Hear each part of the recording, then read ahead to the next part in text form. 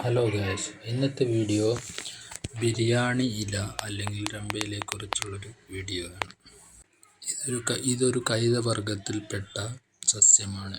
ബിരിയാണി ഇല അരിയില്ലെങ്കിലും ഈ ഇല ചുരുട്ടി ബിരിയാണി വയ്ക്കുന്ന പാത്രത്തിൽ ഇട്ടുകഴിഞ്ഞാൽ ആ അരിക്കും ബിരിയാണിയുടെ അതേ സ്വാദ് ലഭിക്കും. അതുപോലെ തന്നെ ഇഡ്ഡലി ഉണ്ടാക്കുമ്പോഴും അതിന് താഴ്ഭാഗത്ത് നിറയ്ക്കുന്ന ആവിക്ക് വേണ്ടി നിറയ്ക്കുന്ന വെള്ളത്തിൽ ഈ ഇല നിക്ഷേപിച്ചാൽ ഇഡ്ഡലിക്കും അതുപോലെ തന്നെ പുട്ടിനും ഇതേ ബിരിയാണിയുടെ സ്വാദ് ലഭിക്കും. ഇതിന് രമ്പയില എന്ന പേരിലും അറിയപ്പെടുന്നുണ്ട്. രാജസദസ്സിലെ നർത്തകിയാണല്ലോ രമ്പ, അതിനാലായിരിക്കാം ഇതിന് രമ്പയില എന്ന പേരിലും അറിയപ്പെടുന്നത്. എന്തായാലും വളരെ ഔഷധ ഗുണമുള്ള ഒരു കൈതവർഗത്തിൽപ്പെട്ട സസ്യമാണ് ഈ രമ്പയില അല്ലെങ്കിൽ ബിരിയാണി ഇല.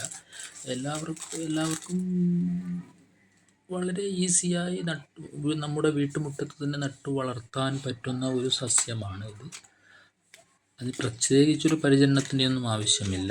എങ്ങനെയാണോ കൈത വളരുന്നത് അതുപോലെയാണ് ഇത് കൈത വളരുന്നത്. നിങ്ങൾ ശ്രദ്ധിച്ചിരിക്കും, അതിൻ്റെ താഴ്ഭാഗത്ത് നിന്ന് വാഴയുടെ കന്ന് വളരുന്നത് പോലെ കൈതയും വളരും. അതുപോലെ തന്നെ ഇതും വളരുന്നത്. ഇതിന് പ്രത്യേകിച്ചൊരു പരിചരണം ആവശ്യമില്ല. നമ്മൾ മുകളിൽ നിന്ന് അടർത്തി മാറ്റുമ്പോൾ അതിൻ്റെ താഴെ നിന്ന് പിന്നെയും ബഡ്സ് പൊങ്ങി വരികയും ആ ബഡ്സ് കൈതയായി മാറുകയും ചെയ്യുന്നു. അതുകൊണ്ട് എല്ലാവരും ഒന്ന് ട്രൈ ചെയ്ത് നോക്കുക ഇതെങ്ങനെ ഇരിക്കുന്നു എന്ന്. പക്ഷേ ഇതിൻ്റെ ഇല പച്ചയ്ക്ക് ആണ് പൊതുവെ ഇവിടേക്ക് ഉപയോഗിക്കുന്നത്. പക്ഷേ ഇത് ചില സ്ഥലങ്ങളിൽ ഈ കൈതയില, ബിരിയാണി കൈതയില ഇലയുടെ ഉണക്കിയ രൂപത്തിലുള്ളത് മാർക്കറ്റിൽ വാങ്ങിക്കാൻ കഴിയും. കാരണം മെട്രോപൊളിറ്റൻ സിറ്റികളിൽ ഇത് നട്ടു വളർത്താൻ എല്ലാവർക്കും കഴിഞ്ഞെന്ന് വരില്ല. ചിലവർക്ക് അതിൽ ഇൻട്രസ്റ്റ് ഉണ്ടാവില്ല. അതുകൊണ്ട് അത് അവർക്ക് ആവശ്യമുള്ള സാധനങ്ങൾ പ്രൊവൈഡ് ചെയ്യാൻ വേണ്ടി ഇതിനെ ഉണക്കി ഡ്രൈ ആക്കി പാക്ക് ചെയ്ത് വിൽക്കപ്പെടുന്നു. അത്രയേ ഉള്ളൂ. അതിനേക്കാളും എത്രയോ ഗുണമേന്മ ഉള്ളതായിരിക്കാം ഫ്രഷായ ഈ ബിരിയാണി ഇല. എല്ലാവരും ഒന്ന് ട്രൈ ചെയ്ത് നോക്കുക. ഈ വീഡിയോയുടെ കൂടെ കറിവേപ്പിലയും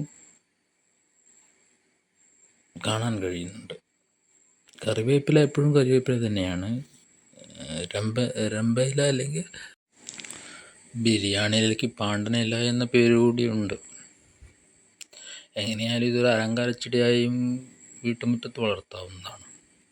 എങ്ങനെയായാലും ഒരു അലങ്കാരച്ചെടിയായും ഇതിനെ വളർത്താവുന്നതിനാൽ യാതൊരു പ്രയാസമില്ലാതെ വളർത്താം.